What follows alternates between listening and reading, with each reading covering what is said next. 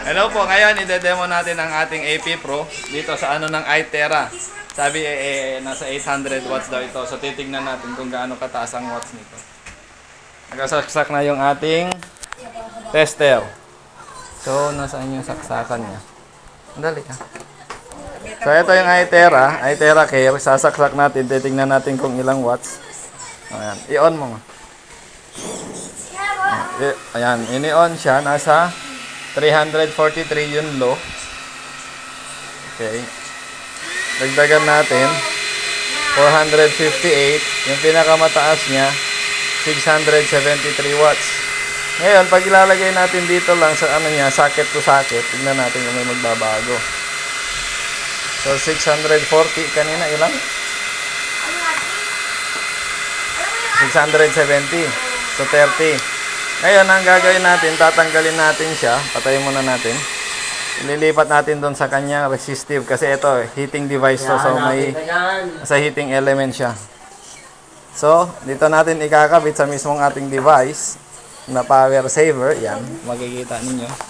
Nakasaksak siya dyan. So, i-on natin. Napit mo dito ng paraan. Kita.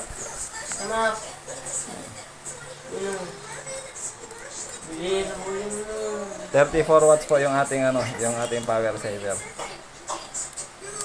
Ayan. So 290 na lang from 690 kanina. Diba? Kahit pa tumaas siya na nasa 3.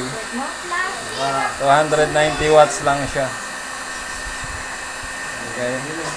So tatanggalin muna natin, i-check natin kung ilan ulit siya watts. Okay, ililipat natin ulit siya sa main outlet. Tingnan natin kung ilang watts. On.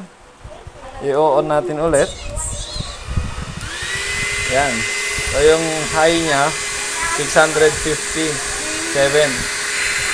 Yan. Blow. 658 watts. Lipat natin ulit sa ating power saver. Yan.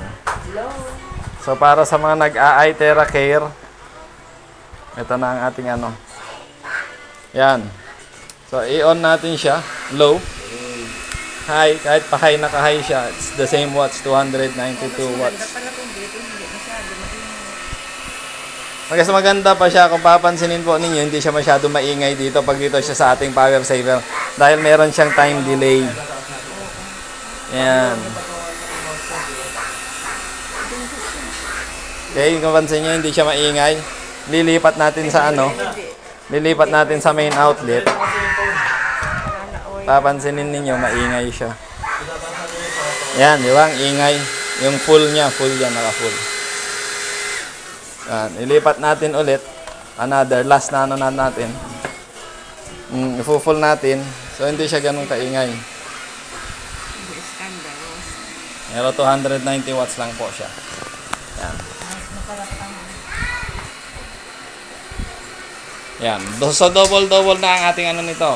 Meron na tayong iTera Care. Meron din tayong power saver para makatipid pa tayo sa watch. Diba? So, hindi ganun kalaki makokonsume natin na kuryente. Pwede rin siya sa mga may sekas. Hindi mo yung bottle. Yan.